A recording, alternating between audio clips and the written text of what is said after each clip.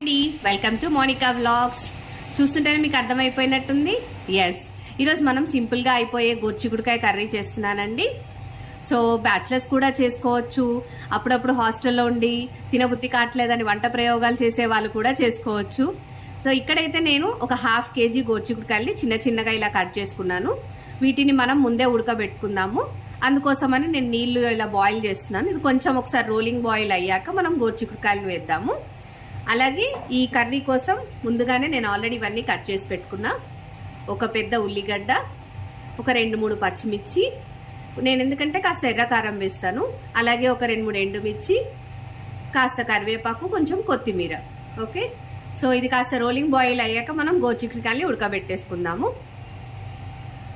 మనకు చూడండి water rolling boil అయింది. సో ఇక్కడ జాగ్రత్తగా మనం ఆల్రెడీ కట్ చేసి పెట్టుకున్న గోరుచిక్కుడుకాయలన్నింటినీ ఇందులోకి వేసి కాస్త మెత్తగా ఉడికించుకోండి. మరీ మెత్తగా కాకుండా వీటిని ఉడకనిద్దాము కొద్దిసేపు. ఒక 10 నిమిషాలు ఉడికితే సరిపోతుంది.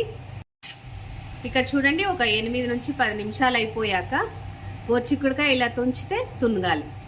చూడండి, మీకు ఇంకాస్త వద్దు ఇంత మెత్తగా అనంటే కాస్త ముందే తీసేసేయండి.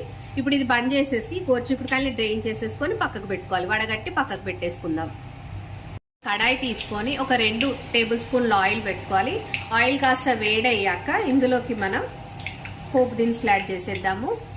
ఒక 1 టీ స్పూన్ ఆవాలు, అలాగే ఒక 1 టీ స్పూన్ జీలకర్ర, కాస్త ఒక చిటికెడు ఇంగువ.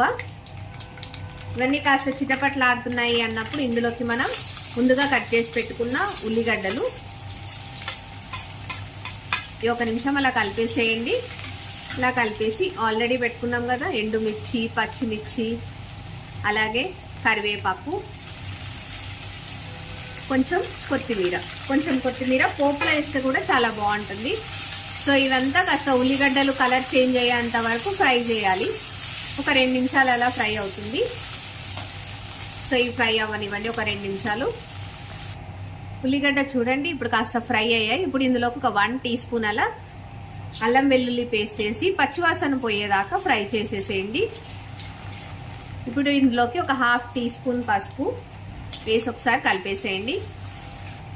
పసుపు అంతా బాగా కలిసాక ఇందులోకి ఆల్రెడీ మనం ఉడకబెట్టేసుకొని పక్కకు పెట్టుకున్న గోరుచిక్కుడుకాయలు నెమ్మదిగా వేసుకొని ఈ పోపు అంతా కలిసేలాగా మంచిగా ఒకసారి కలిపేసుకోండి. ఇలా అంతా కలిసాక మూత పెట్టేసుకొని ఒక 5 మినిట్స్ మీడియం ఫ్లేమ్లో ఉడకనివ్వండి. మధ్య మధ్యలో ఒకసారి ఇలా కలుపుతూ ఉండండి. మూత పెట్టేసేయండి, మళ్ళీ కలిపేసి ఇప్పుడు ఒక 5 నిమిషాలు అయ్యాక ఇందులోకి మనం కావలసినంత ఉప్పు, కారం వేసుకుందాం. నేనైతే ఒక 1 టీ స్పూన్ కారం వేస్తున్నాను. మీరు మీ రుచికి సరిపడా కారం వేసుకోండి. అలాగే సాల్ట్ ఒక 1/2 టీ స్పూన్, ఎందుకంటే మనము ఇందాక గోరుచిక్కుడుకాయలు ఉడకబెట్టేటప్పుడు ఆల్రెడీ సాల్ట్ వేసాం కాబట్టి కావాల్సి వస్తే మనం తర్వాత కట్ చేసి చేసుకోవచ్చు. ముందైతే ఒక 1/2 టీ స్పూన్ అలా వేయండి. అలాగే ఇందులోకి ఒక 1 టీ స్పూన్ ధనియాల పొడి, అలాగే ఇంకా 1 టీ స్పూన్ నువ్వులు పల్లీల పొడి, ఇవన్నీ వేసి మంచిగా ఒకసారి కలిపేసేసుకొని సిమ్లోనే ఉడకనివ్వండి. దీన్నిగా ఉప్పు కారం అంతా మంచిగా పడుతుంది. సిమ్లోనే ఉడకబెట్టేసేద్దాం దీన్ని. ఇప్పుడు ఇలా కలిపేసి ఒక 5 నిమిషాలు సిమ్లో ఉడకబెట్టేసుకుందాం. చూడండి ఆయిల్ సైడ్కి ఇలా సపరేట్ అవ్వడం స్టార్ట్ అయింది కదా.